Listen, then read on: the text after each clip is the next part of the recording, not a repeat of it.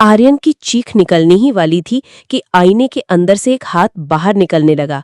वो हाथ शीशे से ऐसे निकल रहा था जैसे पानी से निकल रहा हो। एक पतला पीला सा हाथ, जिसकी उंगलियां लंबी और सूखी हुई थीं। वो हाथ धीरे धीरे असली आर्यन की तरफ बढ़ा। आर्यन ने पूरी ताकत से खुद को पीछे ढकेला और जमीन पर गिर गया। उसकी सांसें तेज हो चुकी थी। उसने देखा कि वो हाथ अब भी हवा में था, उसकी तरफ बढ़ रहा था। आईने के अंदर का चेहरा अब पूरी तरह से मुस्कुराने लगा था। उसकी आंखें अंधेरे में चमक रही थी। दरवाजा बंद करने का कोई फायदा नहीं, आईने के अंदर से आवाज आई।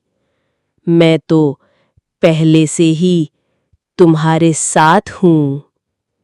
उस हाथ ने आर्यन का पैर पकड़ लिया।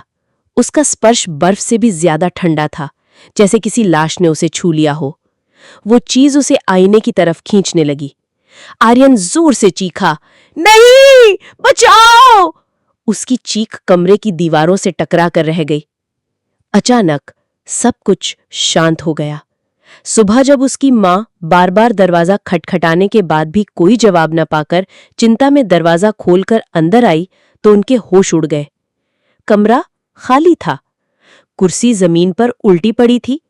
लैपटॉप का स्क्रीन टूटा हुआ था और बिस्तर पर सिलवट तक नहीं थी, जैसे उस पर कोई सोया ही न हो। आर्यन, बेटा कहाँ हो? उन्होंने घबराहट में पुकारा।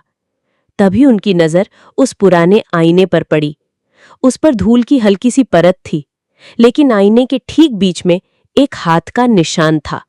ऐसा लग रहा था जैसे किसी ने शीशे को अंदर की तरफ से जोर से दबाया हो। और अगर कोई बहुत बहुत गौर से उस आईने की गहराइयों में देखता, तो उसे दो आंखें दिखती जो अंधेरे में से झांक रही थी, इंतजार करती हुई।